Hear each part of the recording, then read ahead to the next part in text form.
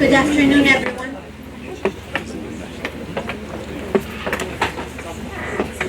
Thank you all for joining us today to honor and to pay tribute to an exceptional human being, the Habib Debs. Today, we hope through a series of presentations to celebrate him through his work, which was his life, and to which he dedicated all his energy as a designer, as a teacher, as a planner, as a volunteer, and as an activist. Today, we will also try, through a panel discussion that will follow, to seek ways together to continue his legacy and to pledge to carry on the torch. Although it's going to be very hard to fill the void that he left, but we are counting on all the amazing individuals in this room and beyond to help us do that. I'm sure all your lives have been touched by Habib Debs one way or another, through his work, his humor, his dedication, his inspiring projects. I will not say much more. I will leave my colleagues to start the presentation, and I invite Fadlo and Abdul Halim to start. Thank you.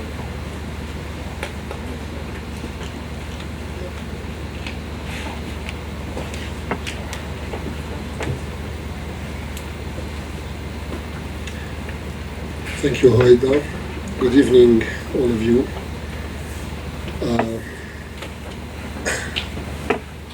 We are not going to speak of Habib as a colleague because really, for myself, and I think Abdul Halim the same, we never consider him as a colleague because he was a friend from the very beginning, and we always shared so many things together, including working together, but it was never work, it was always fun.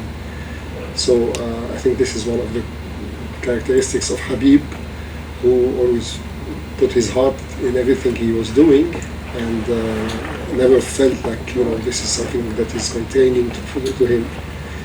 And Habib and I, we met back in 1978, so a long time ago, and we were just knowing each other, and then we met again at ALBA while he was completing his studies in civil engineering at AUB, and then he started at the same time doing architecture at ALBA. And as you can see here, I'm showing this because, again, I'm stressing on that, Habib loved to have fun all the time. So fun was not only working into architecture, but other things at the same time. And what is really interesting, to me at least, is that Habib was inspiring because he brought in, as you can see, this was in 1982, he brought in a new way of thinking, to me at least at the time, because what we were doing and what we were taught was to think one building at a time.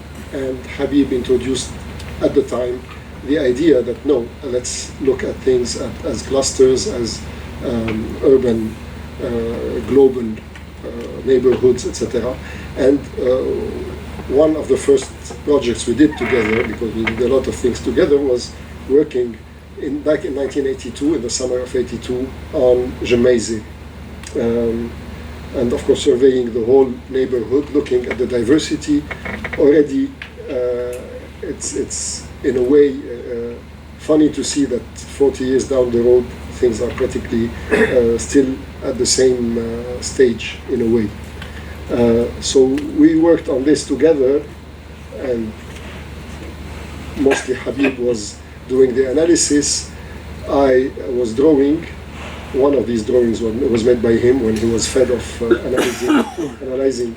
And this is Habib at his final project in 1985. Also, then he set also a different tone for the studies we were doing, because instead of working on a standard building as usually you would do at ALBA on an architectural diploma, he chose to rebuild Tal al-Za'atar that was destroyed like less than 10 years before, and Habib really took the challenge to work on something larger than whatever we had been taught and whatever could be done.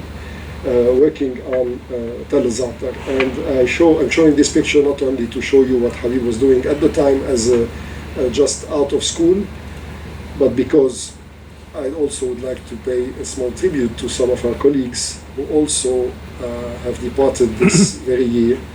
Saida Tabara,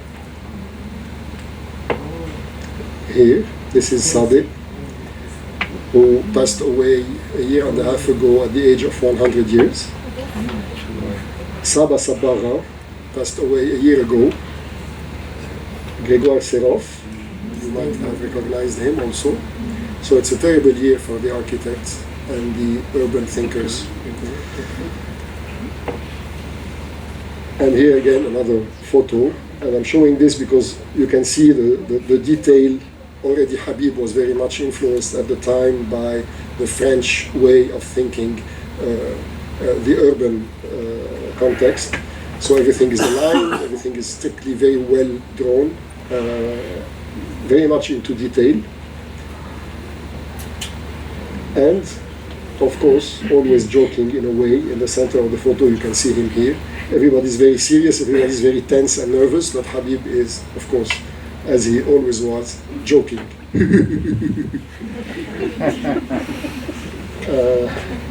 And again, a tribute to Robert Saliba, also another dear colleague and friend. So it's quite terrible to look at these photos, but Habib is here in the center.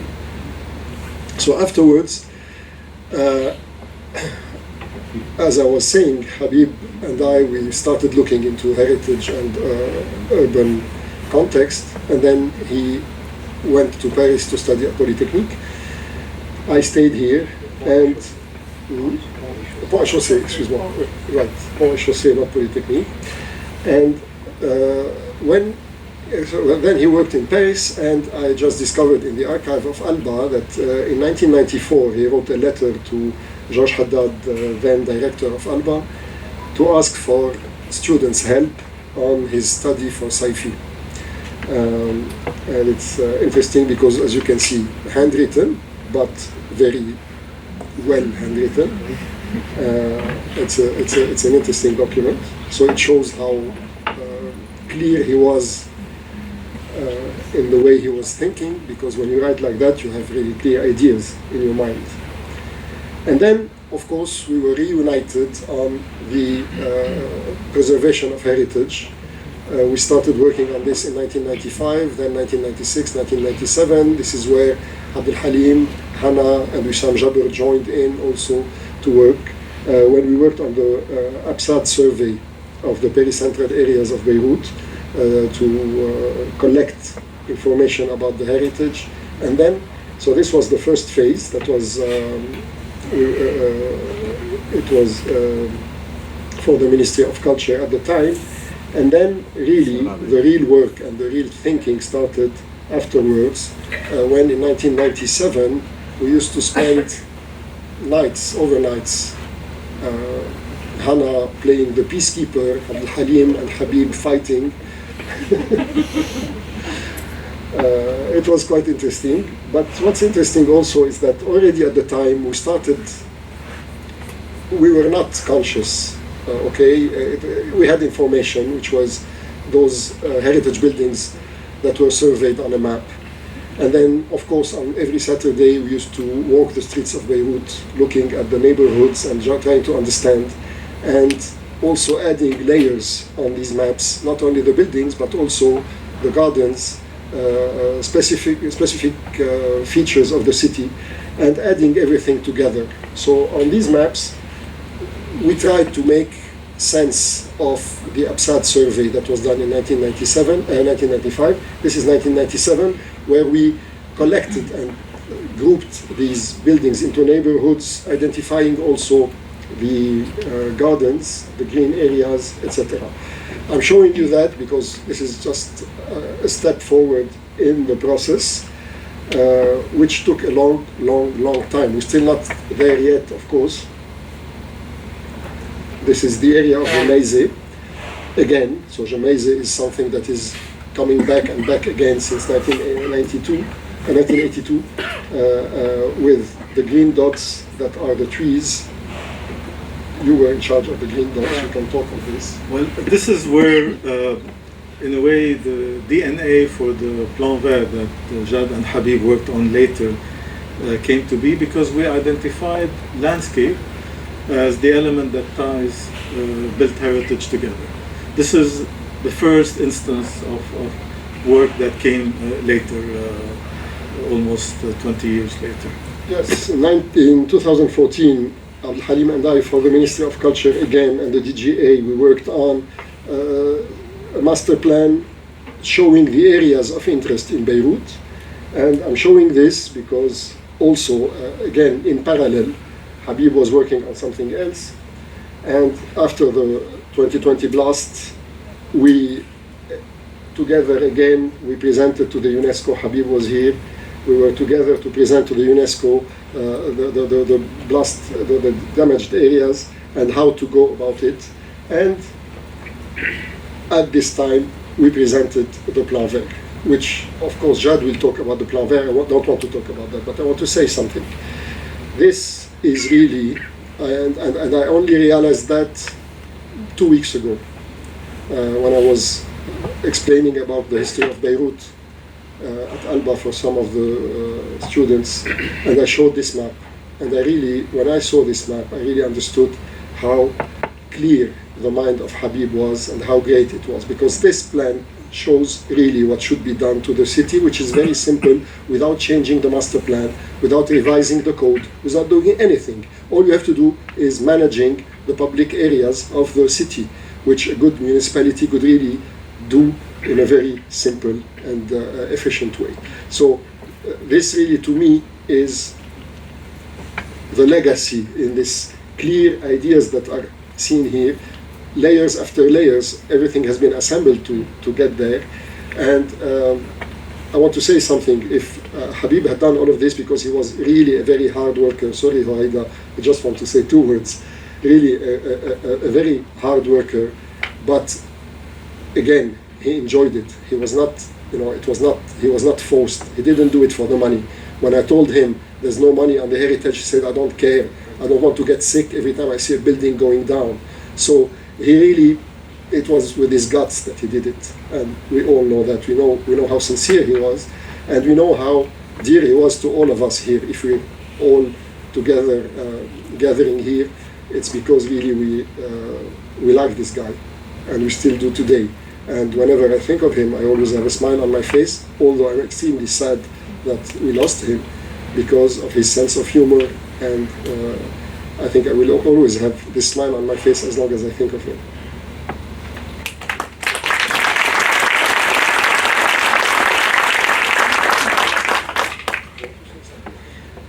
Just a quick thing, 2 projects that will be discussed later in the evening, the Fuad Butros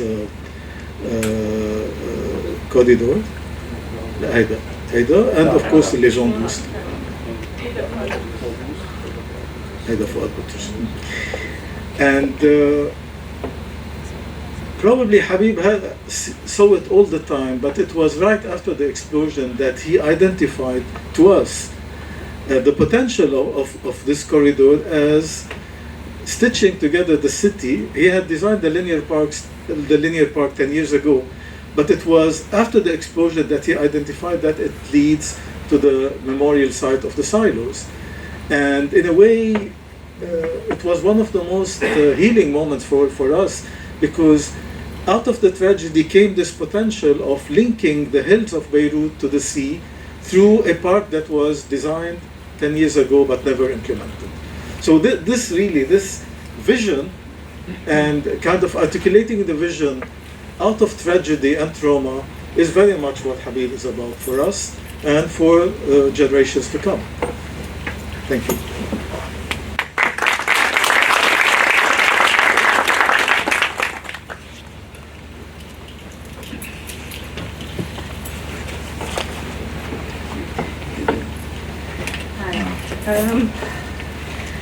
I had the pleasure of meeting Habib, first of all, as Fadl said, working on the heritage areas of Beirut and looking at preserving the heritage and creating conservation areas and so on.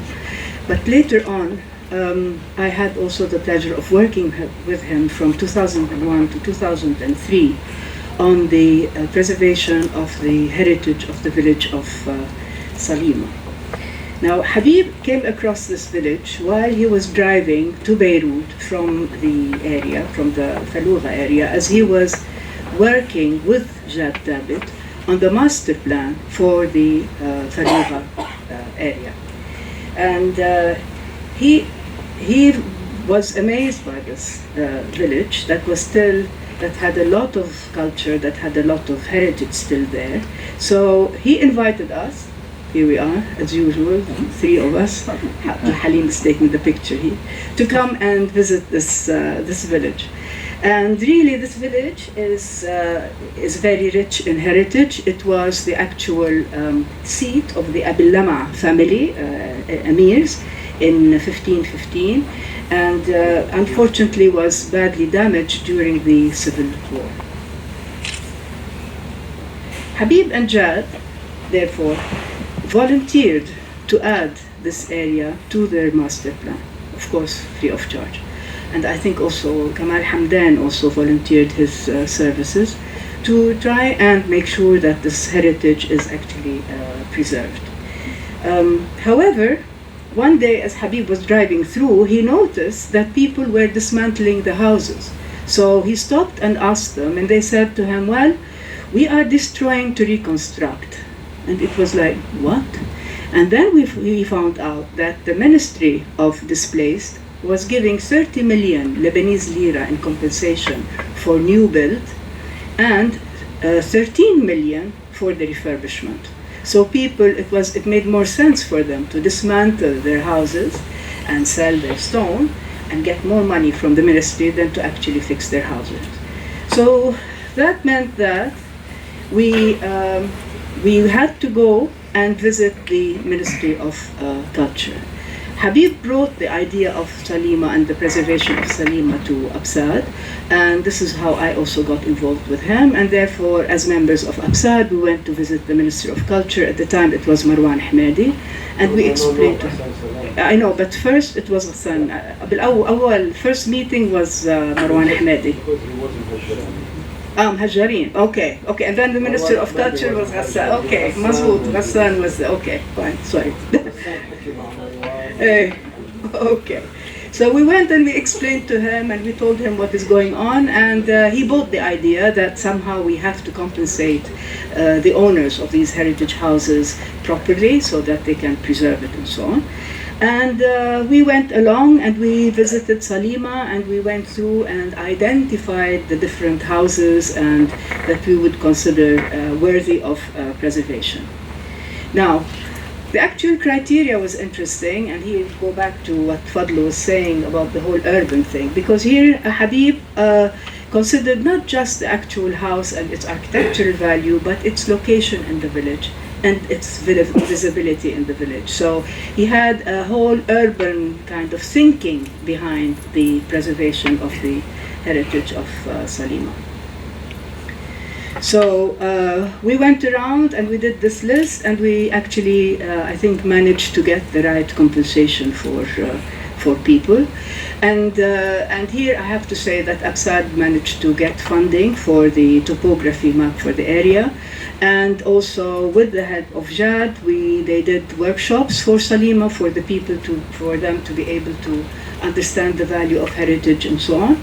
And I think with the Patrimoine Sans Frontières, they did this huge festival, and they rebuilt or built new this water fountain, water well in the middle of. This was Habib's design. This was Habib's design. Okay. Yes. Yeah.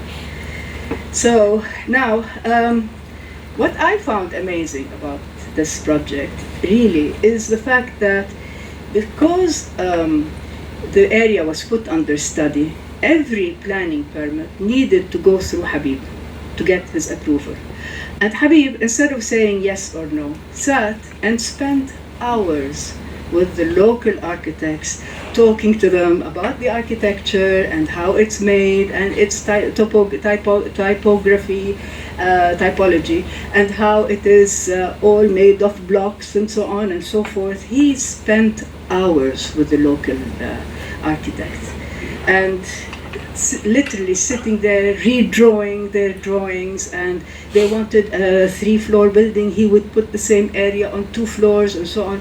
And I remember saying to him, like, Habib, enough, yeah. Just told them no, let them deal with it. I said, no, and we have to make sure to involve them, and we have to make sure that they understand what we are dealing with and what we are talking about.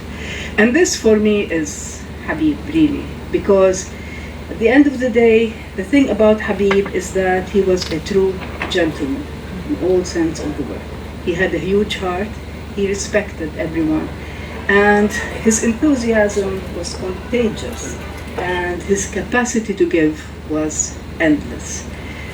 Luckily, Salima was rebuilt sort of pleasantly, let's say, maybe not as to our expectation, but really I think that was a good job that was done, purely from the heart of Habib Debs. Thank you.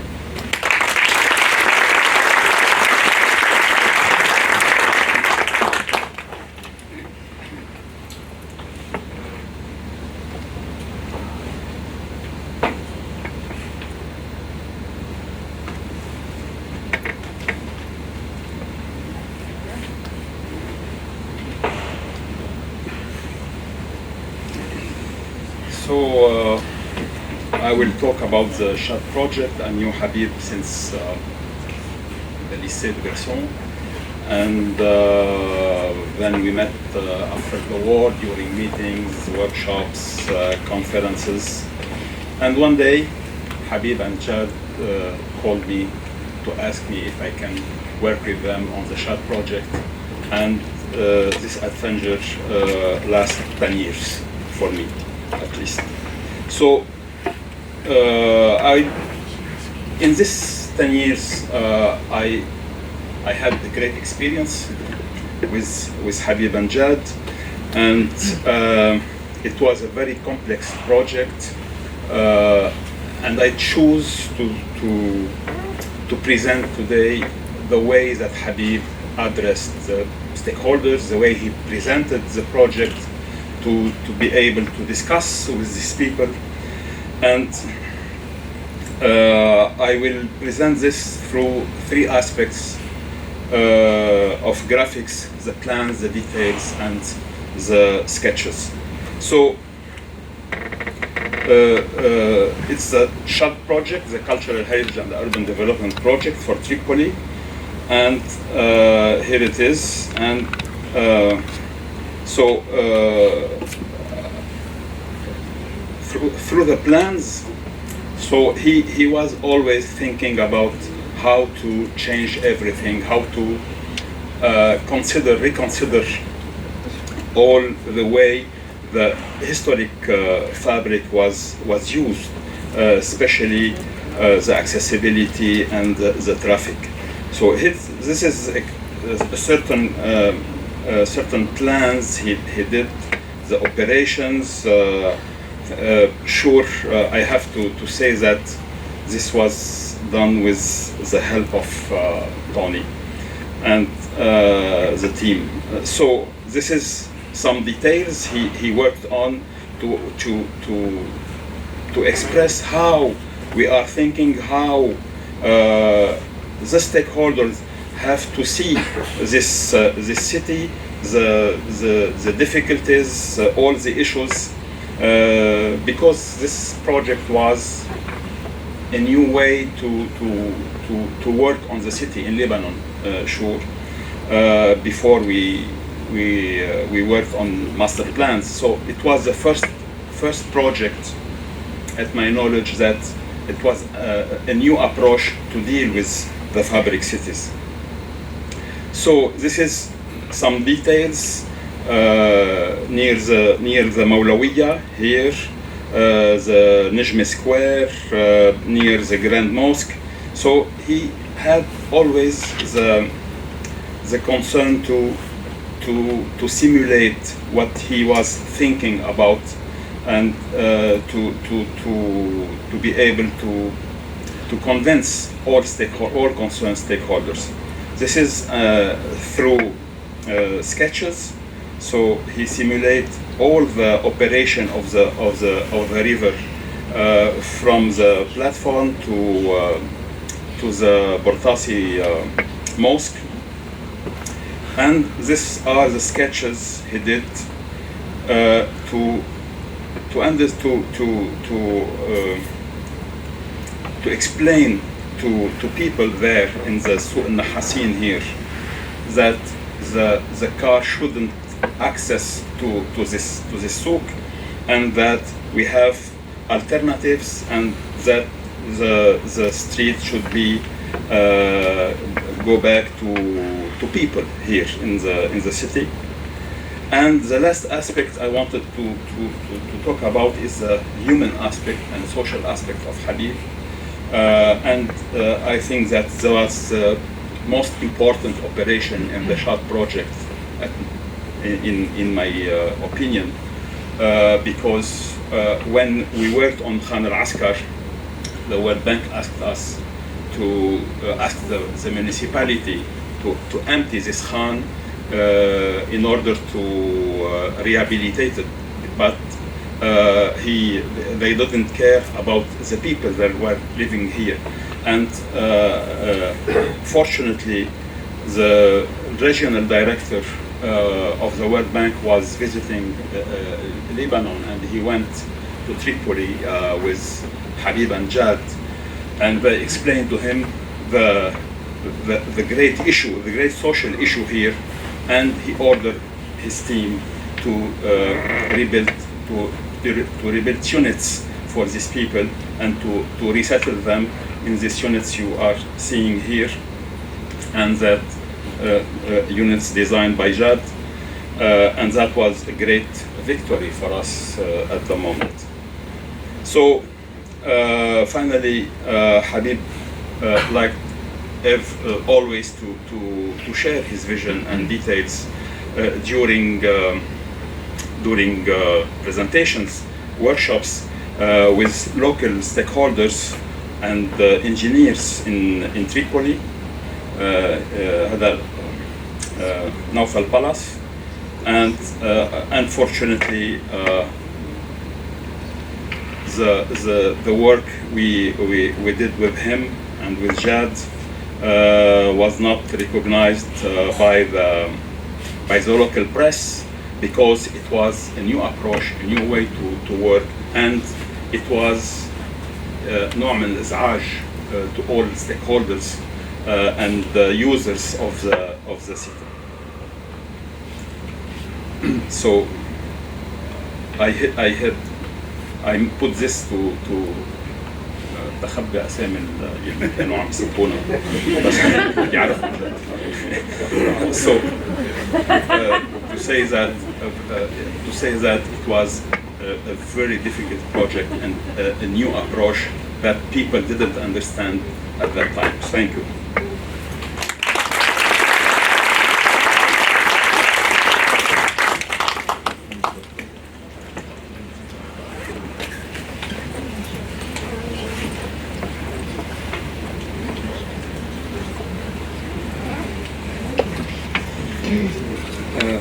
I knew Habib maybe 28 years ago, and I've been working with him on regular basis since 25 years.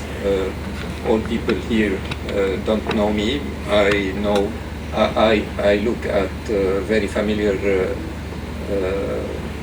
faces, but other people don't know me. It doesn't matter. I was the l'homme de l'ombre, the man in the shadow at the office. Tony, please bring up the mic. Yeah. I'm here to pay a tribute to Habib, who is and will still be a boss, a friend, and a big brother, and a big brother that I don't have. So I'm a little bit moved. Please forgive my emotion. And for the Liaison 12 project the Liaison 12 project was commissioned to the office after a competition, a small competition, a shortlisted some, I think, 10 offices or urban planning offices, and we were lucky to work on this project. The beneficiary was the municipality of Beirut and conducted by Région Île-de-France. And it is one part of the big Plan Vert, which was also led or undertook in the office also. The vision for this project, let me say something which is very important. All what we've done with Habib was centered around the social aspect or the inhabitants of the city. We never drawn or suggested any or give any idea which was not centered around the well-being and excuse my English, I'm not that fluent in English, the well-being of the inhabitants of the city and the people living around what was done, like here for the liaison douce. So it is inscribed in the larger project of the Plan Vert, and you can see on the map that there were many other liaison douce that were programmed, and inside what is called the PDD or Plan des déplacements doux. And the liaison douce was meant to be the pilot project, which was meant to be implemented first to let people know what a soft moving path or track inside the city can look like. In summer of 2010, we did a thorough, even if it was not, if the project was not commissioned to the office yet. So we were preparing our dossier, our file.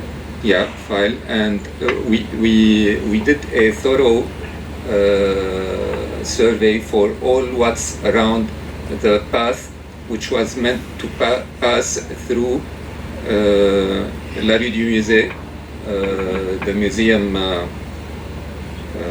street, and we did all the necessary surveys. I'll go back to this. Excuse me. Yeah. So we surveyed all what's around this track or path, and we sort of came with the ideas that you can see. One of the most important ideas about the project is the design concept you can see here on this map, linking all the institutional, private and public institutions which are located or situated along this path, that we can call cultural, institutional, educational, because we have 4 museums, 3 universities, 1 embassy, 2 centers for Amn al-Am at both ends of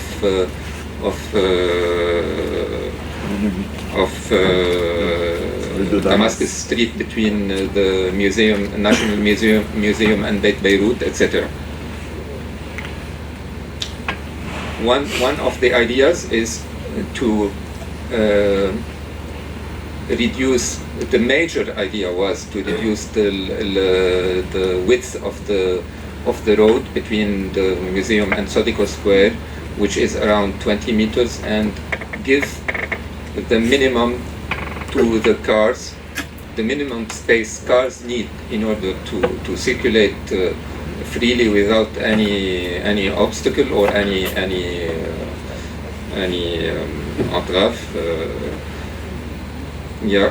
And give back the rest or the remaining space to pedestrians, cyclists,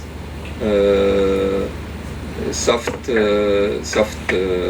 moving public transport, low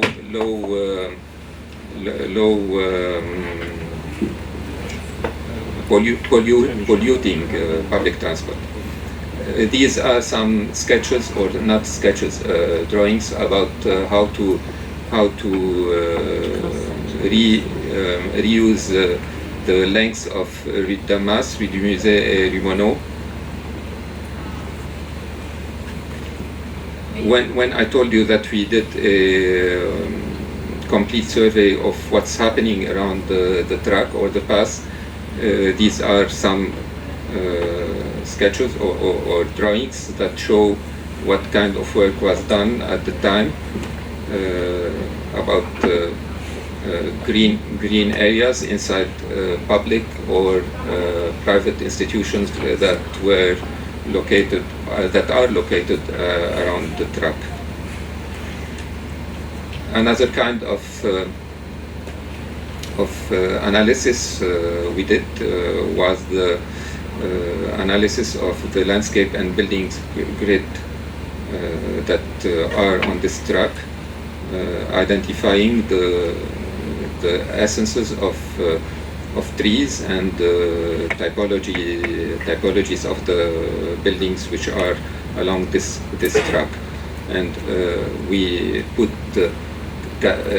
all these in several categories: A, B, C, for big trees, small trees, and shrubs, or historical buildings, new buildings, ugly buildings, buildings that need to be hidden. And this is a small sample of what was done at each street level about what I just said: trees and buildings. And we found that there was really a treasure in the two fields, in vegetation and in buildings also. Very interesting trees that survived the Civil War, like the jacarandas, which are still here on the Damascus street. Buildings like the one you can find here, the buildings that are inside the Institut Français and the faculté de médecine. الأمن العام. That is the kind of building that we had the intention to have. Yeah. Luxor. Yeah. And this is the aboutissement, the end of the track, which was meant to be the Hirsch Beirut. One other drawing that shows what was done, and this is to show what the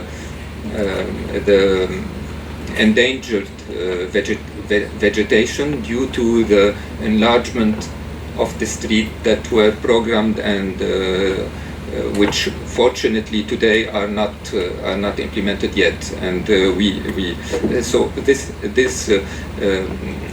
can be linked to Fuad Boutros, where we had a very good opportunity. We have a very good opportunity to do a public park, and here we must fight against the implementation of these access also, and enlargement of these streets. One other aspect was the surveying of the existing buildings, heritage buildings. Here you can see what I passed through this because this one is much important. The trees, like I've just said, were implemented, were meant to be implemented in order to hide the Amn building that Jad told us about, and where we have an interesting building like the Maison Rouge, which now is the Maison Blanche, and maybe later it will be Maison Bleue. I don't know how to call it. It is still here, and we must put it forward by not planting or by leaving this part of the street without plants. Other elements of the existing landscape that were surveyed, like the cemeteries and their big importance inside the institutional gardens, like the garden of Faculté de Médecine de Réagi, and the public gardens like the small one which is in front of the National Museum, and I think that nobody or very few of you present here know that this garden exists. And some of what was proposed for the design of the squares that are on this track are shown here, like the ring square. I'm talking about the square which is under the bridge, with all the interaction between the roads and activities we had the intention to do. The same for Sodeco Square or Beirut Square, Beirut Square, excuse me, and the small amphitheater we had the intention to do here. Unfortunately, the property of the municipality was sold, and we can't do anything on this part of the. I finished. The Ras Naba Square, and okay. I want to finish on this slide to say that we need the liaison douce and other liaison douce with S to be implemented in the city, because we can't afford anymore the pollution that is produced by the car and other transportation means, and we must push forward to walk more in the city, use our bicycles in the city, and we need your support to do this. Thank you. Excuse me if I was long.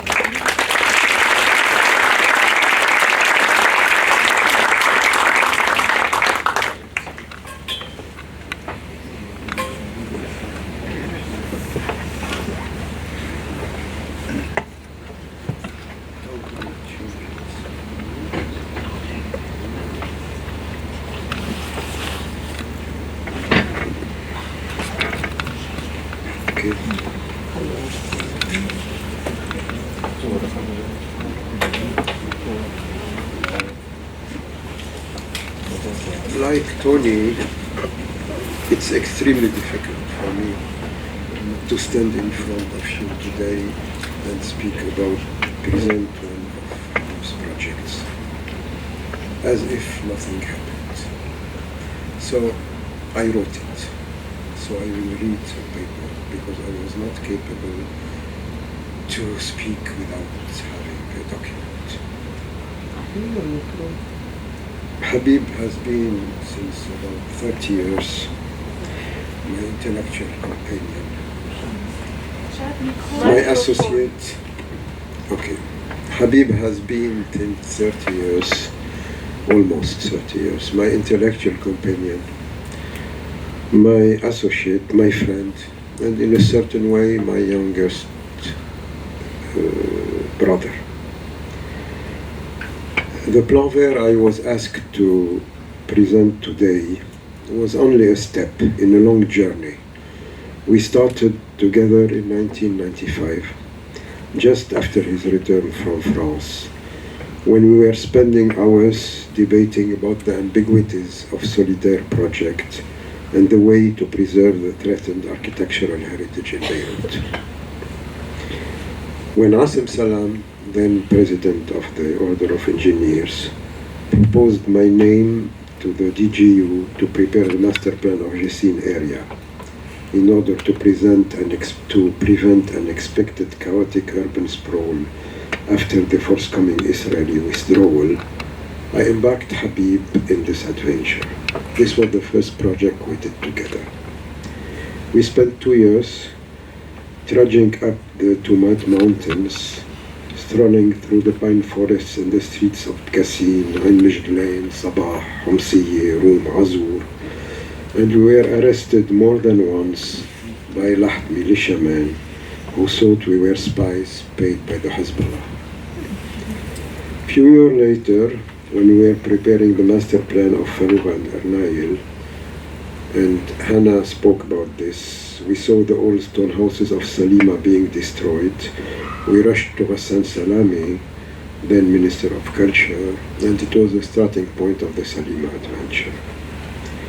In the shared project for the old city of Tripoli that we did with Musbah, we fought with the World Bank during 3 years to convince them that the revitalization of the old city cannot be conceived as the mere creation of touristic trails.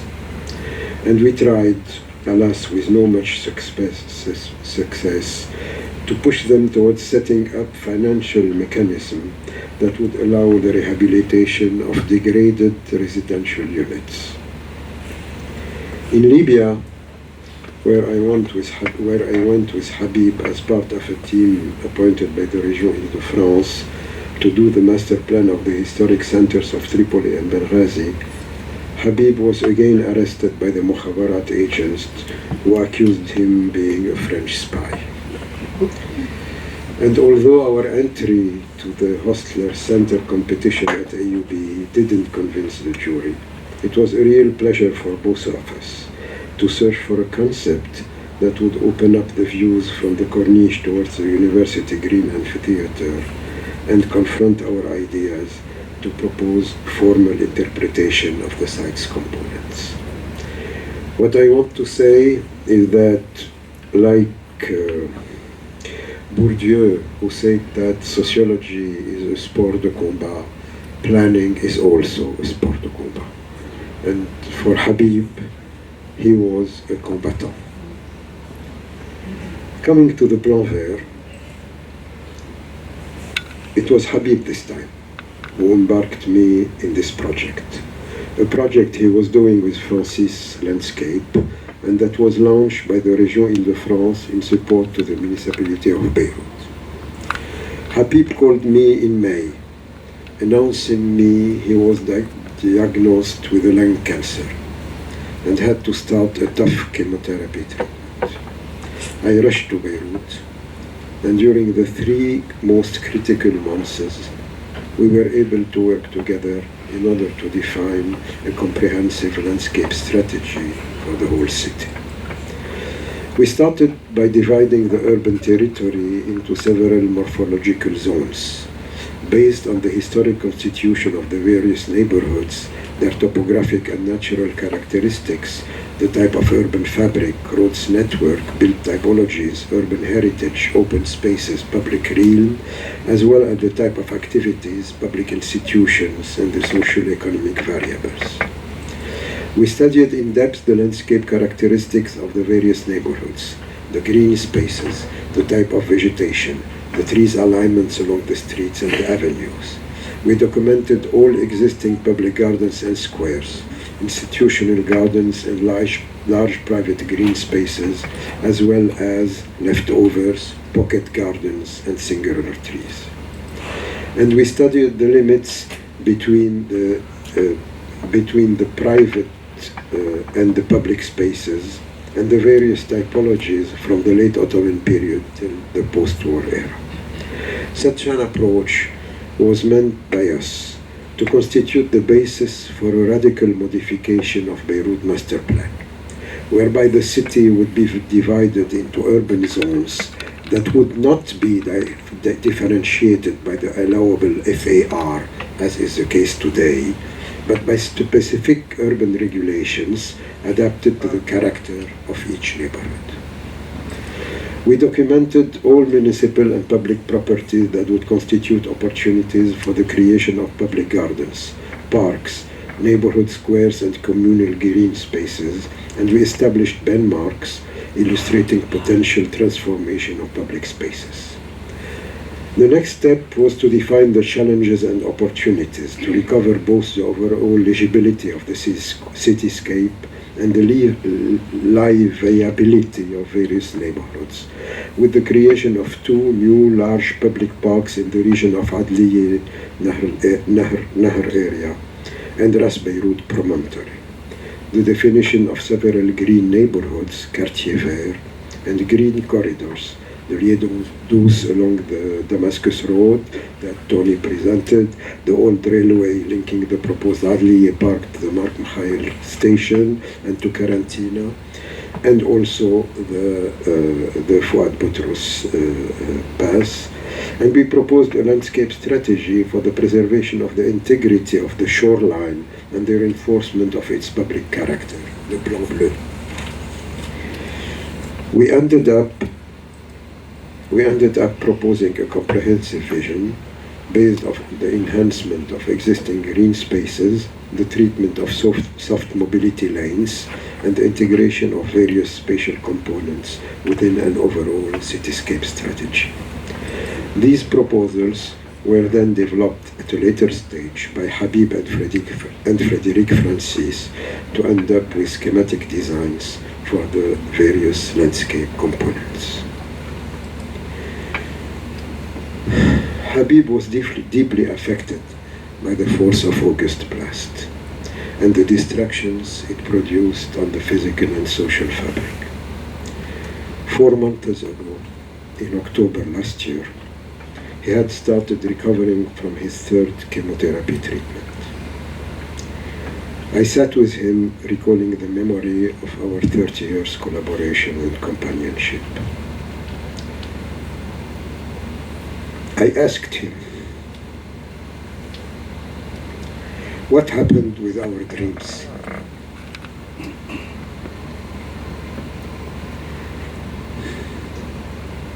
He was tired. He looked exhausted, but he stared to me and said, you know, this is the eternal story of Sisyphus. Sorry.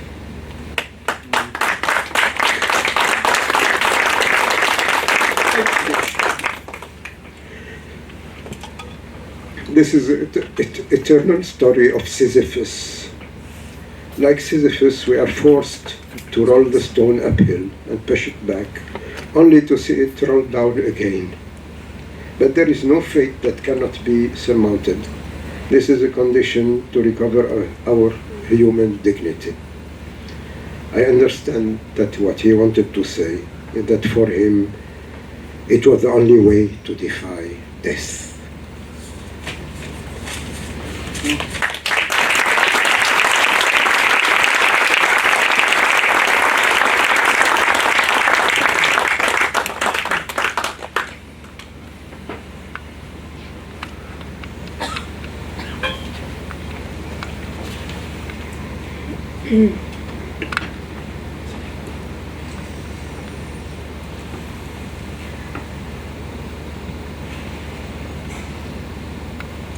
Okay, like the others, I'll start with how I met Habib.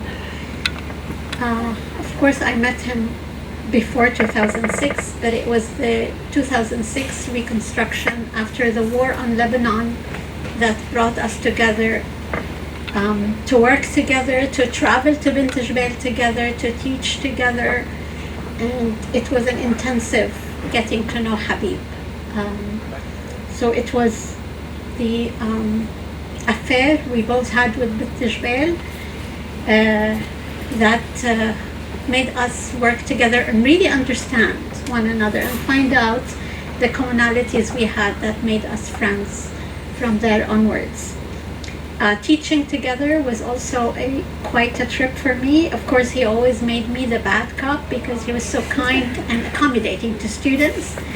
So I told him, you always force me into the position of being the bad cop because you tell them, oh, you want 2 more days? Fine, take 2 more days. And I would say, no extension.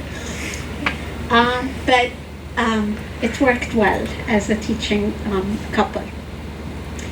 And from there on, we worked together on several projects, but it was really the friendship that mattered the most across all these years. The last project we collaborated on was the UNESCO project, identifying cultural heritage in the post-blast areas. And I was charged to form a team, and of course I couldn't form a team to deal with the blast areas without Habib.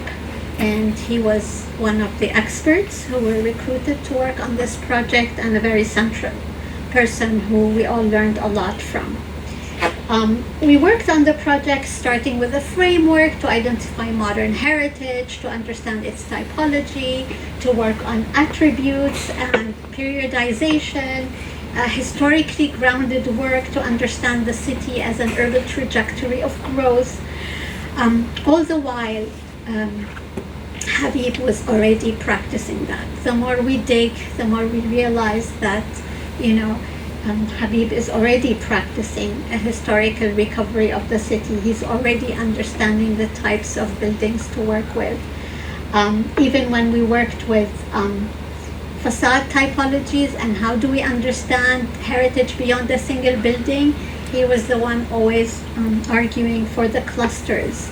And even when we worked with landscapes and the green spaces, he was always the one who saw the two together as intertwined rather than separated from each other. Not the house and it's the house garden, not the streetscape and the buildings around it, but really what we were trying to propagate through what we thought is a pioneering study of adopting the Hull approach, which is the historic urban landscapes. In all the meetings, in all the discussions, Habib was had already pioneered that through his proposing of projects, whether it's the liaison douce or the plan vert, but we had to learn from him to deal with it within a recovery process, and we worked closely in understanding the landscapes as social spaces. He was the one always arguing that these clusters are clusters of attributes. The intensity of what brings buildings together is the intensity of the socioeconomic, is the building technology, rather than the historical stylistic definitions that we were trying to also highlight. So we argued a lot about clusters. What are clusters? What forms a cluster? Where do you stop with a cluster? What happens when two clusters clash and overlap? And it was the most interesting discussion that I remember. It's like, okay, let's settle for a cluster and an ensemble so we don't fight anymore. But it was really enlightening because after all these discussions, Habib would bring you his understanding of a cluster from previous studies, things he's already done and proposed. And for him, even the Ottoman clusters that are next to more modern apartment buildings, for him, it's what brings these together into one fabric that creates the streetscapes, that creates the open spaces where people dwell. So when we were defining heritage, modern heritage, post-1700 heritage, for him, heritage was that of the everyday, which I really appreciated and shared with him. So the smaller streets, the little pockets where people sat, where artwork was being exposed, where people hung out, this for him was as much heritage as the 1750 buildings that are rare and unique. So we learned from him along the way, and he really helped us the most with more than just an appreciation of heritage as a holistic social practice, but also as something that's born to land, to context, to topography, that forms the open spaces and the in-betweens.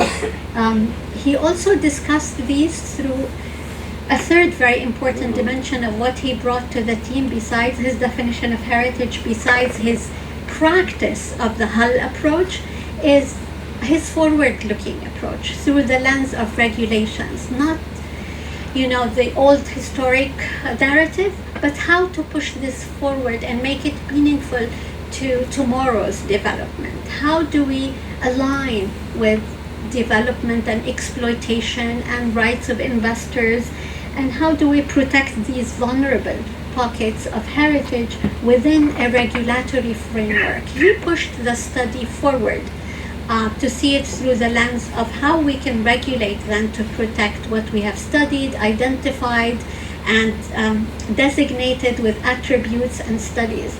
So it was always his ability to push beyond the record and the designation to make these survive into the next regulatory framework that protects them. And surely enough, he was the person from the team who continued to phase 2 of the UNESCO study, which took the investigation we conducted together to the next level of generating a regulatory framework for its protection. So throughout, he saw that from the very beginning of the project to the end. All I want to say to end is that we're all students of Habib's School of Thought, and I hope we all pledge to continue. Thank you very much.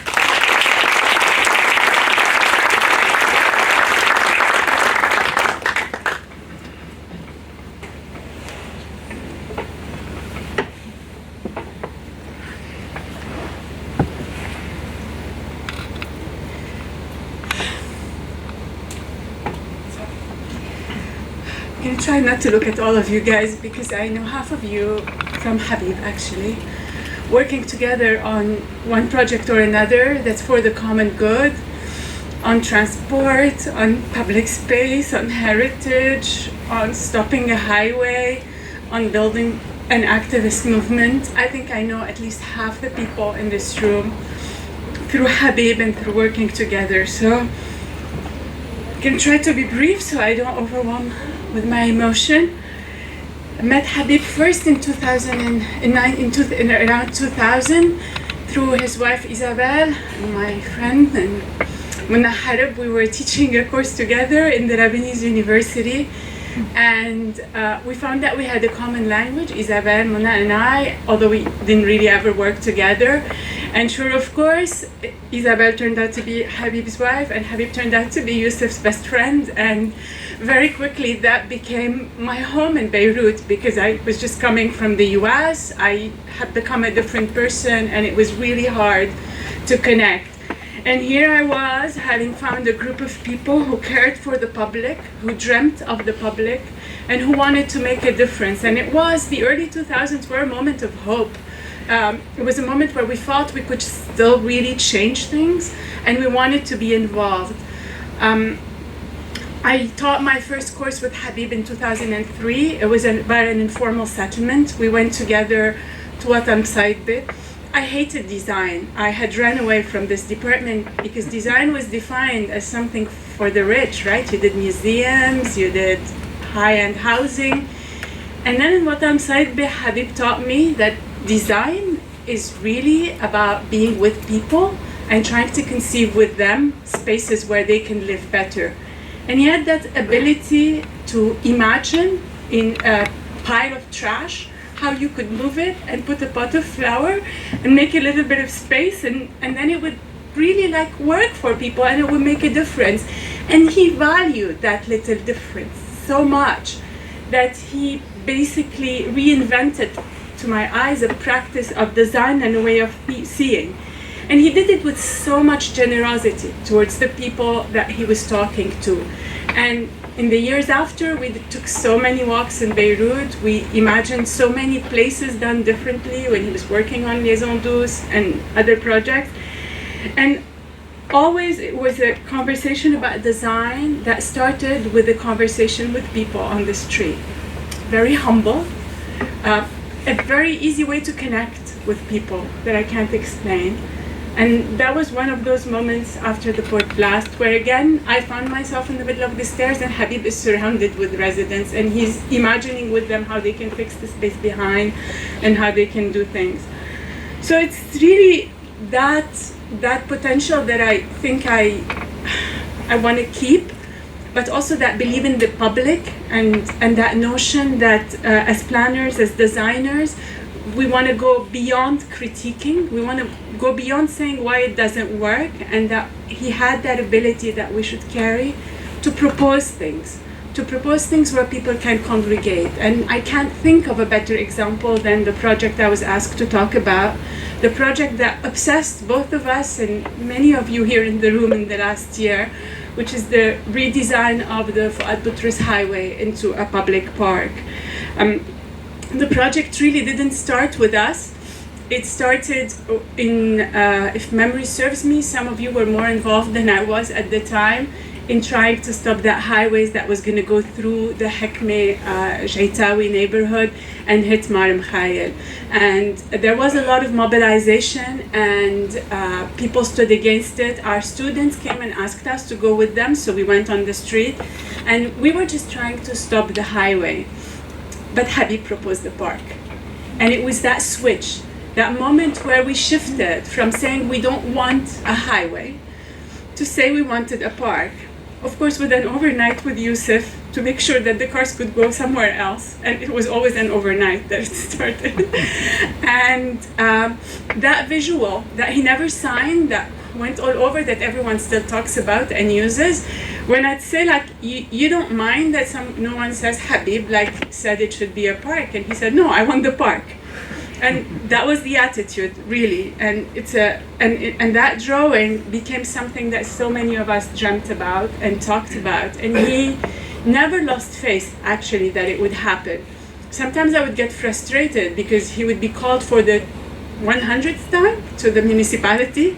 And this time they really wanted to do the project. And every time he believed them, he called on the way out. And he was excited. And what was amazing is that his excitement was actually very contagious. So you couldn't not feel excited with him. You couldn't not feel like you wanted to do it. And in the aftermath of the port blast, when these neighborhoods were devastated, Habib asked me a few days after if I was willing to take a walk with him in those neighborhoods. And I had never really walked the way we walked that day. I couldn't get myself to put the pictures because every time I tried to pull them, I cried too hard. So I just have those that the researchers in the Urban Lab had put together. Habib knew every one of those spaces. He had walked this space many times, and he believed that this pathway could become a highway, and he had thought of every single corner and imagined how to design it. And so we decided to work with colleagues, with everyone who is willing, and to make this happen. And so after that, he began to develop this design and asked for help from Habib, from Mahmoud. A lot of you here, really, excuse me, my memory is not working well today, but we mapped every single building. He knew the story of every one of them. And then we pulled out the property rights, the property titles of every one of them. And we've been archiving every one of these buildings to figure out who owns it. We wrote letters with him and Jad to the municipality of Beirut. We asked that the Urban Lab, but also URBI, BHI, and any partner that wants to be with us, be entitled to work with the municipality and the land registry to record these properties that had been expropriated in the name of the municipality so we can design the park. And until December, Habib was still working on the design. And until January, he was still calling me every week and saying, did the land registry open? So where is the registration? And every time I would say, we're still waiting, he would say, it doesn't matter, it's gonna happen. Just keep pushing, you'll see. it's going to happen.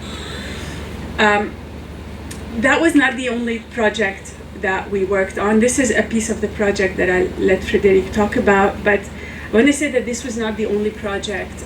If you were excited about Beirut Madinati and you dreamt about some of the spaces that were designed, that were drawn, that people imagined, Verdun pedestrian, the coast public, the Hirsch Beirut open as a public park, the Beirut Hippodrome turned into people's spaces. You should know that Habib designed them and always refused to sign it. And he always worked with younger designers. He always was very generous with them, always wanted them to sign the drawings, wanted them to have ownership over it. The project for Beirut's coast was again his invention. I worked with him as a planner, but the imaginary of that public space and its possibility was very much his. He saw in design the possibilities that Lefebvre described about political change. He dreamt, and he made many of us dream with him. And I hope that as things move on, we will let this legacy live in many ways, in reassembling these projects and making them happen. Because until the end, even when I said, look, at the end, honestly, by December, we were aware that things weren't well for him. And sometimes I would say, look, you really have to get your act together and get well, because I can't go on and I can't talk about design with anyone other than you. And he said, no, you're going to have to go on, and there's plenty of great designers. And so I really hope that we hear him today and that we carry his legacy, because that's what he would have wanted. Thank you.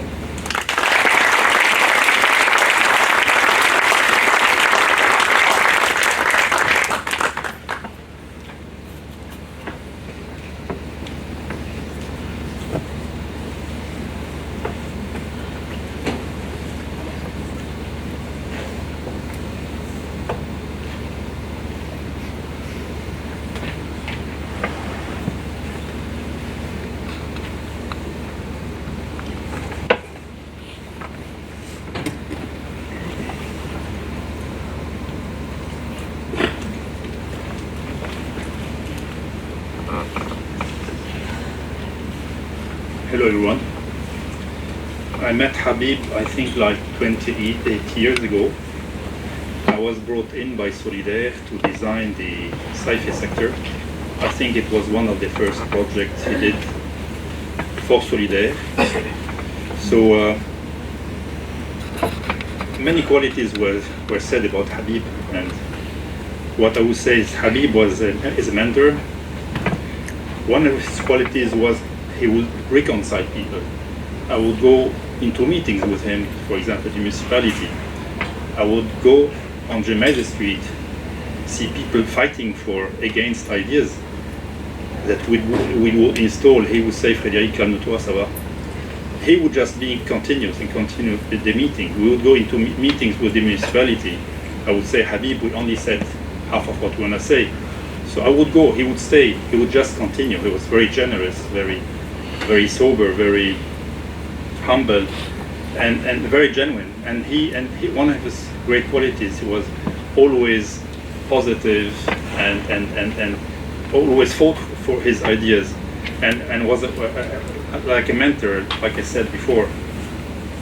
And if there was a mission impossible, Habib was always had the solutions for these mission impossible, whatever the mission was.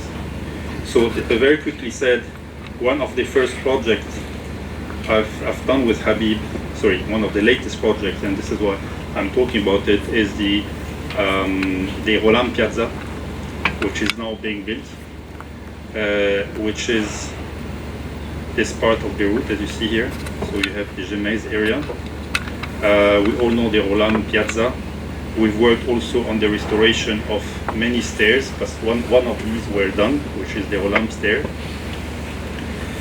And these pictures were taken after the blast, because when the blast happened, Habib said, and myself, what can we do for the people of Beirut? How can we, as landscape architects, urban planners, we also talked to Jad, to Fadlo, to many people who are in this assembly, and we said, what can we do for Beirut? So we chose one of these typical examples, like the Place Roland, which you see on the left.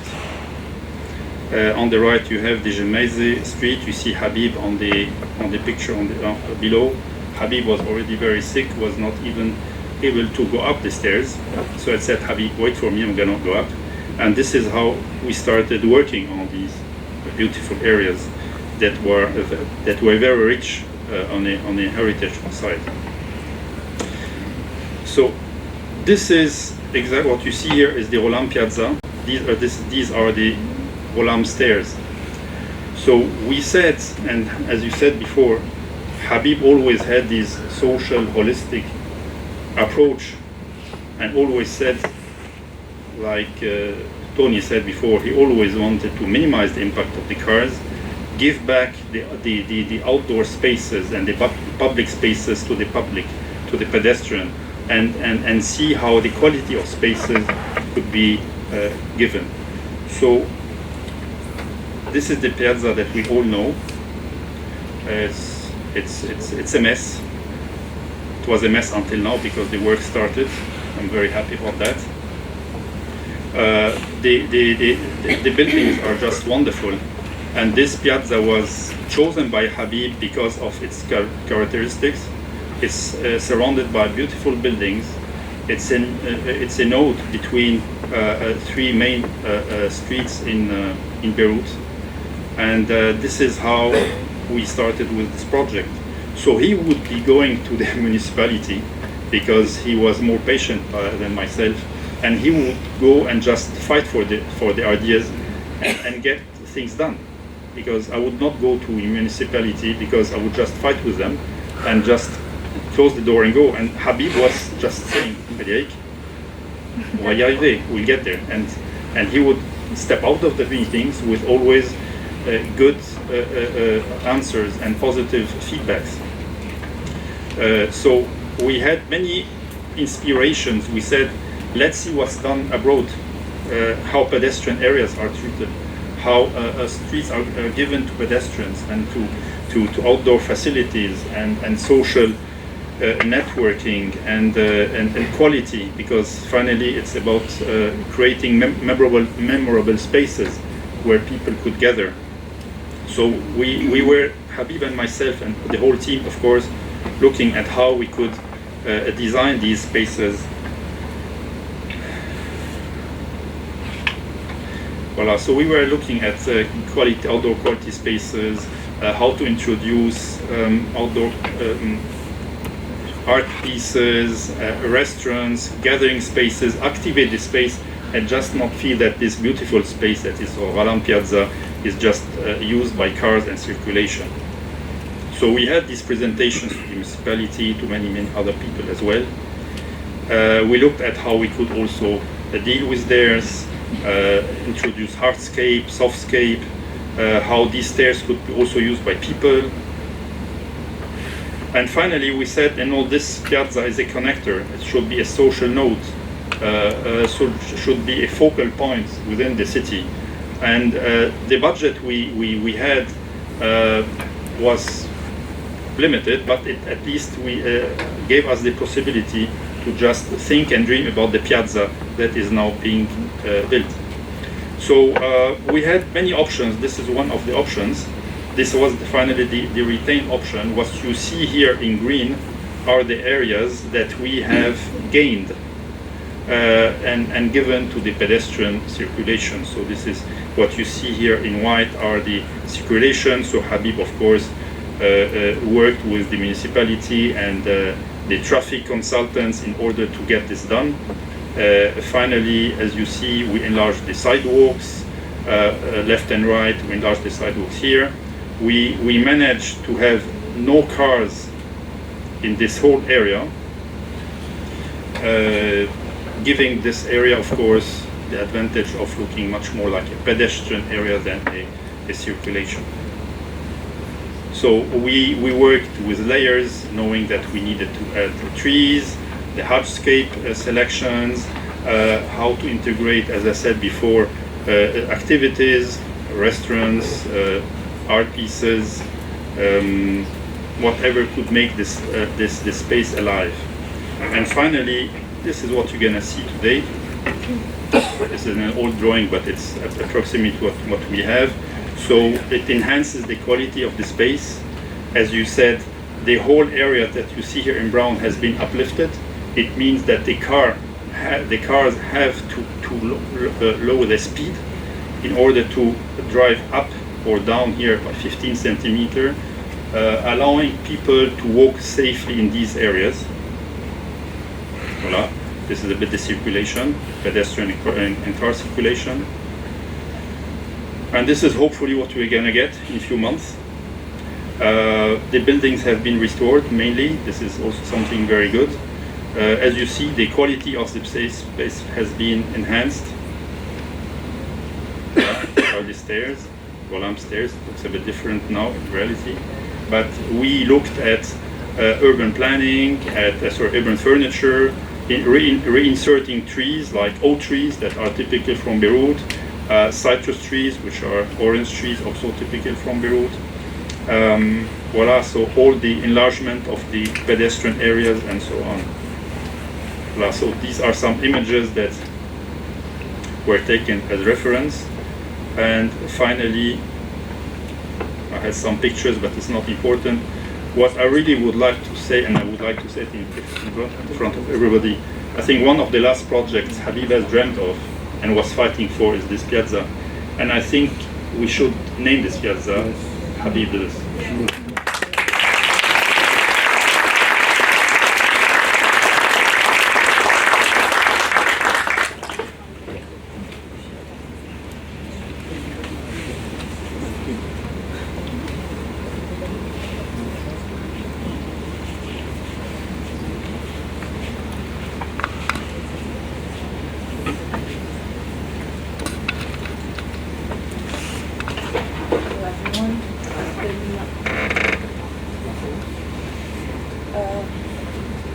As Saida said in the beginning of this meeting, this is a meeting also to talk together. Many of you came today and we thank you for this. This is a meeting to also collect your ideas about how to carry the legacy of Habib forward, as many have asked for. Some ideas have been put forth already. We'd like to hear same other ideas, initiatives that you think are important to carry the torch forward, as was said in the beginning. I want to open the floor to the audience. I'm going to moderate the discussion, take notes also, and try to come up with concrete proposals to work as if Habib is still there. I think I hear so many times people telling me that Habib taught me how to draw. Habib, I know how to do this thanks to Habib. And while I was taking notes, hearing you earlier about everything Habib gave already and how we can take this and amplify it, I was also thinking about his methodology and my really that urge I had of like, what do you mean he taught you how to draw? How did he do that actually? And I wanted to add this to the list of initiatives that we can also think of carrying forward. Is there a mic for, yes, so Mariam has a mic that we can circulate. Please show your hands. Sure, أكيد جاد تفضل.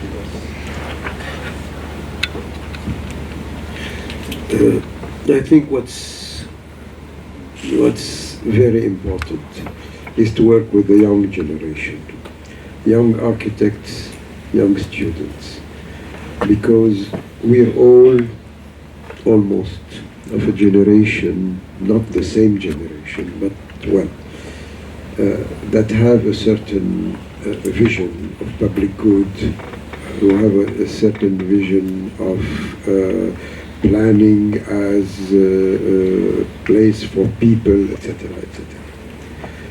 I'm afraid that young generation, young architects are now fascinated by star architecture, and they don't know at all what we are saying.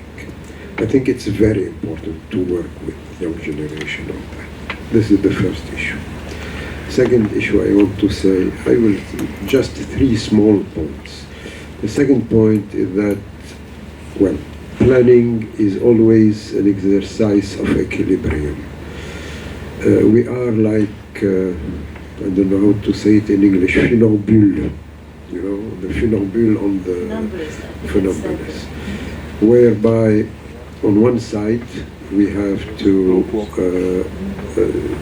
do planning, which means putting the public good at the heart of the planning, and on the other side take into consideration the concerns and the interest of local populations. And this is, when I'm saying this is often contradictory.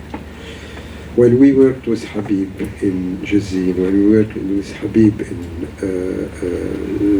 Ernay al-Falouga and in other places, we had always problems with municipalities, we had always problems even with people, not only big landowners, but people who considered that, yes, well, you want to protect forests, it's good, you want to protect heritage, it's good, but we want more FAR, we want more, etc. We were sometimes accused publicly of wanting to push the population outside, and sometimes also انه انتم بدكم تشيلوا المسيحيه، بدكم تجيبوا، بدكم تسمحوا للشيعة يعيشوا، etc. etc. etc.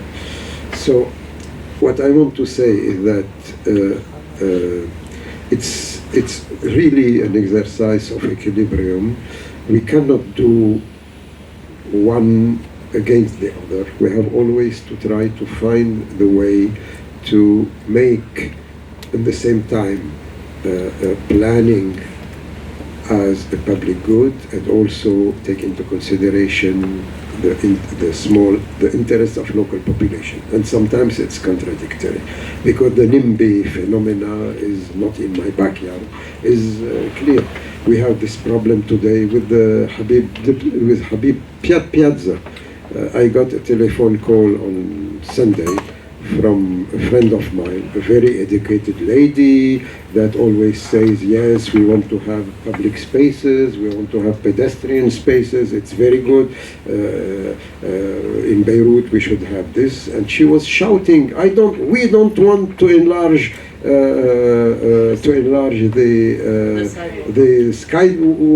the sidewalks, because people will come, they will put terraces, they will have people who will shout, and people will say there, etc. I mean, this NIMBY phenomena is something that we very often is against public good. So it's very difficult. It's always a sort of equilibrium. The last idea I want to say is that in order for all this to be really effective, there is basically ethical principles. A lot of our colleagues have the same, they have the same discourse, heritage, etc., etc. But they build towers in Sirso or in Jezzine. They say, well, this is the regulation. If I don't do it, somebody else will do it. Habib would never do this. Habib inscribed his building, the building where he lives in Benghazi, which is a late Ottoman, small but interesting building. He inscribed it on the list of protected building at the DGA. لائحة الشرط. And when I asked him why, he told me, I don't want at a point to be tempted to give it to a developer, and I don't want that my children or the children of my children at one point would give it to a developer. So this reminds me of Asim Salam. Asim Salam also inscribed the house where he lives in Batraki. So in fact, what's very important to say to these young people that are fascinated by star architecture is that there is no aesthetic without ethics. Please, sir.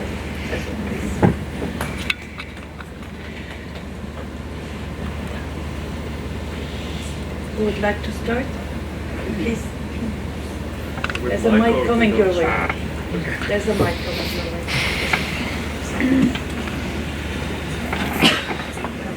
Example of the young generation. I want to second what Jeddah just said. معها 100%. Like, I know a lot of people of my generation that don't read, that don't know anything about Beirut and Lebanon heritage. Like, they come at me, they tell me, wow, I'm not there. And then, and so, what? أنا ببلش بسألهم إنه it's not about just the facade, it's about the story, it's about the structure, it's about the tradition. And then, like, I remember like my first interactions with Habib, like I was 12 years old, I was a kid the first time I saw Habib, and I was a bit intimidated by him because like at school, his son Sari, we were friends, and like he used to tell me what Habib used to do. Like I discovered the Damascus street plan in 2014. Like, I was a kid, I was looking at the renders and like, wow, bicycles, wow, trees, light, everything. Because like the street unique is about the debate and like it's very narrow as a street and we don't feel the human scale. What I liked like about our interactions with Habib like throughout the years, 8 years almost, is that he always had this sense of human scale, but like at the same time he can go to the scale of an air and directly transport us to the scale of a city. Sorry, but Google Earth, you should be jealous of Habib. كمان I wanna tell a story a funny story. I had something to do in Chaussées. Habib lives in Chaussées. Like for me, Habib and Sari and the Debs family equal Chaussées. At school, like it was the same thing. Like we say Sari equals Chaussées, and like Sari had almost like the same values as his father. He had this passion about Chaussées. Like we were 13 years old. Sari عم بيمشينا بجميزة، عم بيفرجينا هيدا لسرسو، هيدا لدبس، هيدا تعمر وقت الأوتومان period، هيدا بعد الindependence. And ما بعرف like this interaction happened like 1 year ago. Like Habib was already a bit sick, but like he continued and he persevered in his work until the end. And we were talking like, I was passing through Chaussées. And I had something with my friends, like a football match, I think. I don't even remember, it's not relevant. Sari told me, come to my house, تفضل نحكي شوي, شي 20 minutes. إنا 3 ساعات عم نحكي أنا حبيب وساري, about everything. I really loved the conversation. Like, I just went home back after I forgot about the football match. Thank you.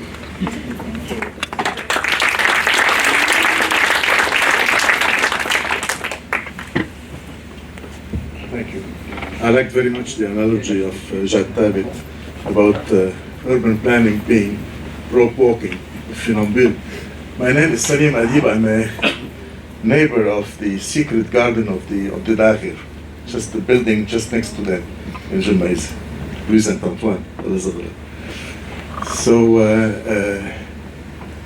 I think it's very important that we remember that if the vision of Habib Debs has to be realized through all of you here and those who will come after us, we have to approach it in a holistic way. We have to play the role.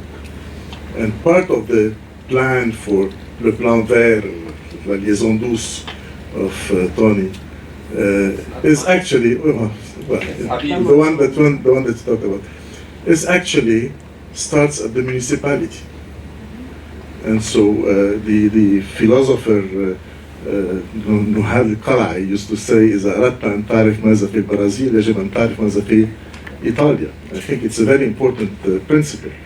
If we want anything to happen in Beirut, we have to take back the municipality of Beirut. And I think that that is the idea that created Beirut Madinati, and I hope that we can regenerate the idea so that the next campaign in the city, we can put in a municipality that is committed to this city, to the green spaces and what have you. So at the end of the day, that plaza that was envisioned by Habib will not be able to stand the pressure of the cars, the parking, and the non-implementation of regulations, and the bad vision of the city. And we need to do with this before we can move to anything else.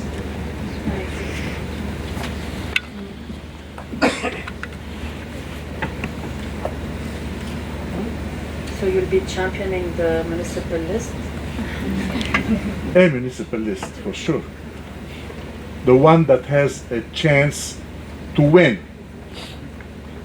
And if we do anything else than that, we'll be redoing the same stupidities that we've been doing since 2018.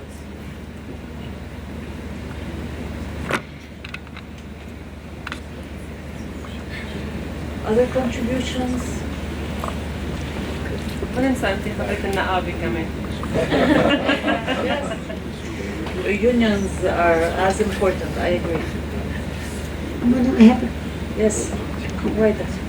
But I think many of us in this room are academics and students, and we have the time and the luxury in universities to reflect and learn from many of these examples, but carry them forward.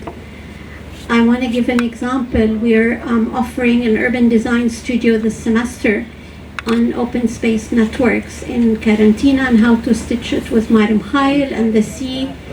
And I think offering courses like that and teaching students the lessons learned from Habib, but applying them to complete the work that he started is a good place to start for many of us who are in academia. And make the laboratory of studios a place where these are perpetuated, formulated, proposed, advocated for, pushed through. And I think for once, for me, I will at least vouch to continue to do that. And I hope that you will join me in these efforts. Thank you.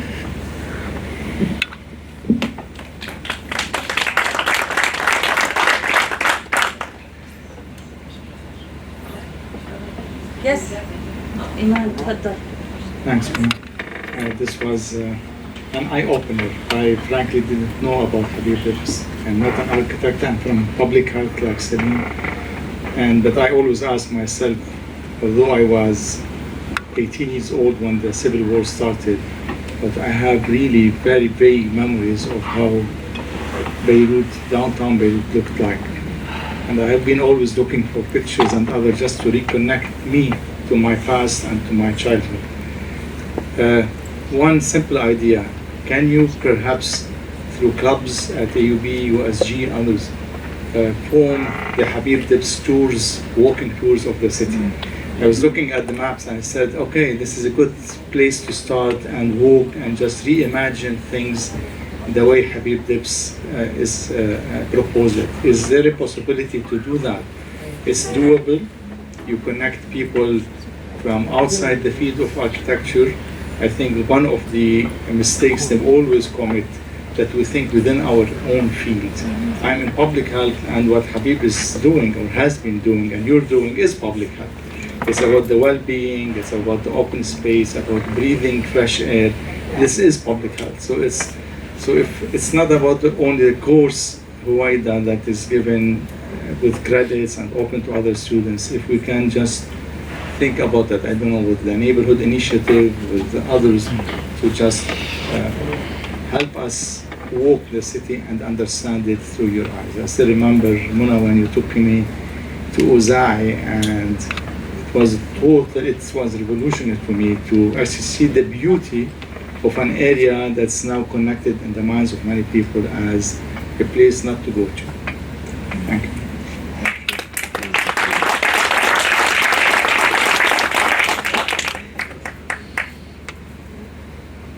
I had side conversations with some of you on also the archive.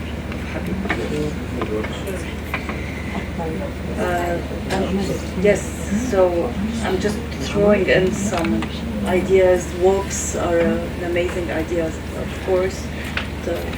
The work of Habib also needs a place to be safeguarded. ناهدة تفضل. She doesn't need a microphone. صوتي عالي ليش؟ أنا بقترح كنت بدي أقولها بس قلتوا عن الأركايف ينعمل كتاب لحبيب دبس. ينعمل كتاب يعني هيدا كله كل المشاريع هيدي لازم تنحط بقلب كتاب وتنعمل باسمه. اثنين بقترح كمان انه نعمل نفس التكريم او مثل ما بدكم باي طريقه بنقابه المهندسين ضروري لانه حبيب شاغل كتير وعليه فضل كتير على النقابه. حبيت كتير كمان الجايد التور لو ما على الكل على يمكن اهم 3 مشاريع يعني 3 مشاريع اللي احنا عايزينهم هلا هو استرداد شط بيروت. هيدا كتير مهم نعمل كمان إضاءة عليه وكيف لأنه معمول كيف طريقة. 2 الخط الأخضر جرين لاين وكمان فؤاد بطرس. وكمان أنا بدي شدد على أي حدا هلأ في انتخابات بلدية والأرجح إنها تصير ما مفترض حدا يطلع بمجلس البلدي ما يكون موافق إنه يضغط لحتى ننفذ هول ال3 مشاريع الجاهزين. اتليست هول ال3 الكبار اكيد في غيرهم كمان. وبنعرف انه نحن اليوم هلا بوضع اقتصادي مش منيح بس هيدا بده يتبلش فيه وبينشغل على المدى المتوسط بس لازم خلال 6 سنين يكونوا هول المشاريع نبلش فيهم. شكرا.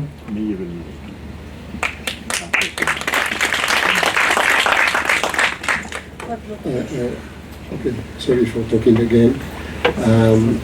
I think that what we should do to really pay tribute to Habib is recognize his holistic vision.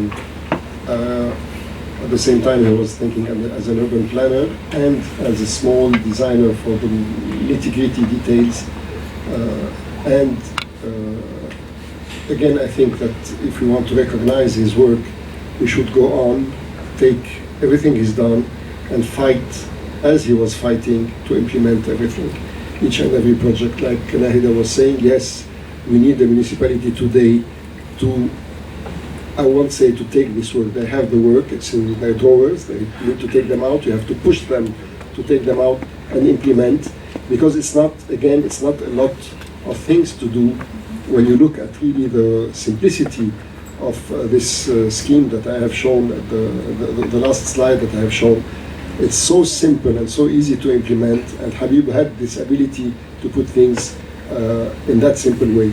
So it's not about aesthetics, but it's just about bringing blood back to the city and linking things together. The liaison douce, the importance of the liaison douce is to not to create green spaces, is to put people together, have a meeting space, a sort of corniche inside in the center of the city. And this is really what the fight is about, connecting the neighborhoods back again. And if we do so, I think the heritage battle, it has taken 30 years. Yes, we're not there yet, but we have improved. The situation has improved in a way. Heritage is recognized today in a different way. It has been enlarged also to modern heritage, to the green spaces as well. So the city, the landscape of the city in itself today, we look at it as heritage, and the Plan Vert shows that again. So what we should do, each of us, every day, when we do any project, when we do anything at school, out of school, think of what Habib did, use it, and maybe implement it and push it more ahead.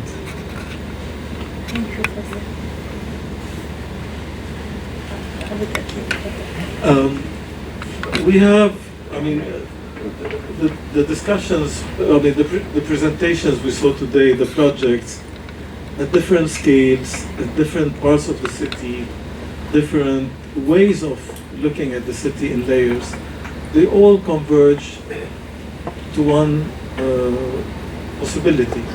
We know what to do moving forward. We have the DNA, we have the layers, we have tested them Habib did in neighborhoods, junctions, etc. I think it's time to make sense out of Beirut in ways we haven't done since 1954, and it was a lame step anyway in 1954 when that city master plan was fixed. We don't want a master plan, we don't want top-down thinking, we want a dynamic framework for managing growth, opportunities, investments, heritage, transport, mobility, opportunities in the city.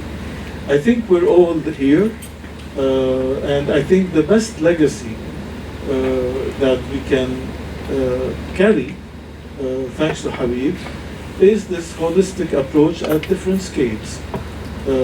At the scale of the city, at the scale of the detail, and whatever is in between. And one of these final pushes that Habib did was a sequence of workshops at UNESCO.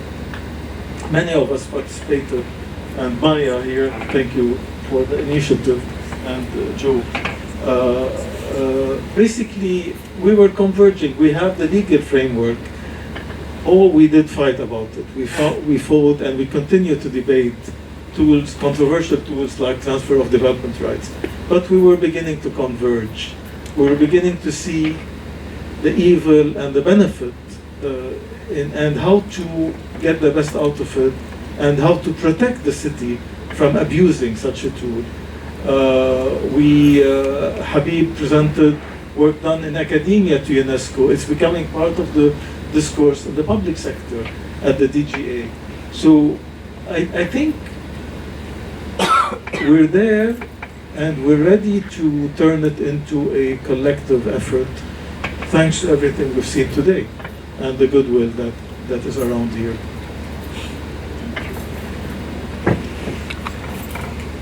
Last comments before I give the floor to Isabel.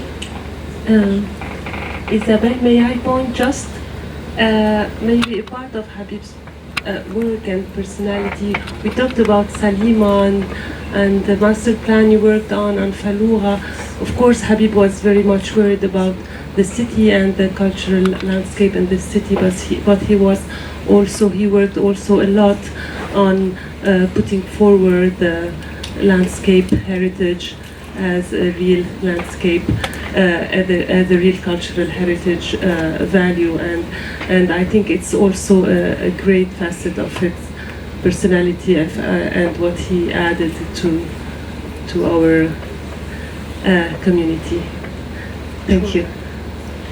He was very keen on protecting the hills. I remember that. Just one thing, Yes. one proposal. Just one proposal. I think it's in the same mood that I spoke before about the young generation. I think it's very important to prepare an exhibition of Habib's work. An exhibition covering not only these things that are here, but other projects also. As Hannah said, he worked in the Shuf area. He has very interesting projects there. And then Habib was also an architect. He was a very good architect. So I think we can prepare an exhibition, but not only drawings. For each project, explain how it started, what are the basic concepts, etc., etc. So I will just wait that Tony finishes his project with the Tabuk people, and then I'm ready to work with him to prepare this exhibition. It would first be presented probably, and this would be good, at the Na'abe, and then it could be sent to all schools, architectural schools. I think it's very important.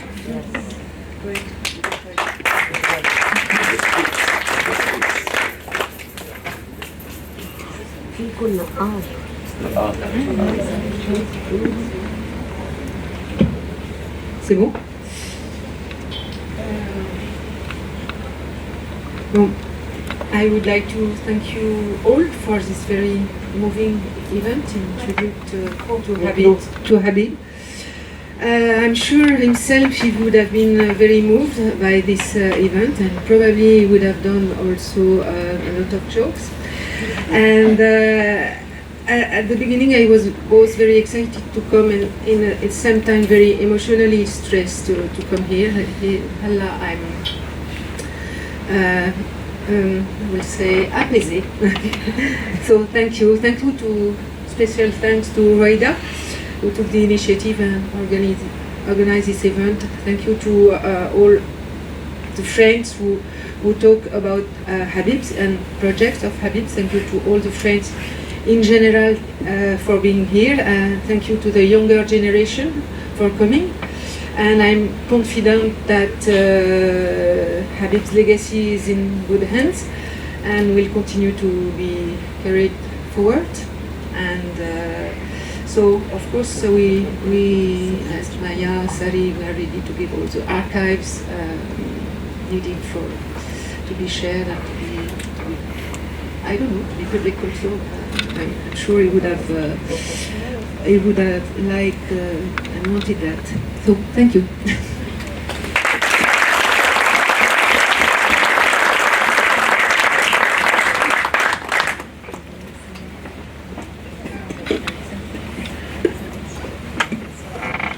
I want to conclude really by thanking you all for coming, thanking all my colleagues for giving these interventions, reminding us of the ethos of Habib's work, but most of all, thanking Habib for bringing us together. We love you, Habib.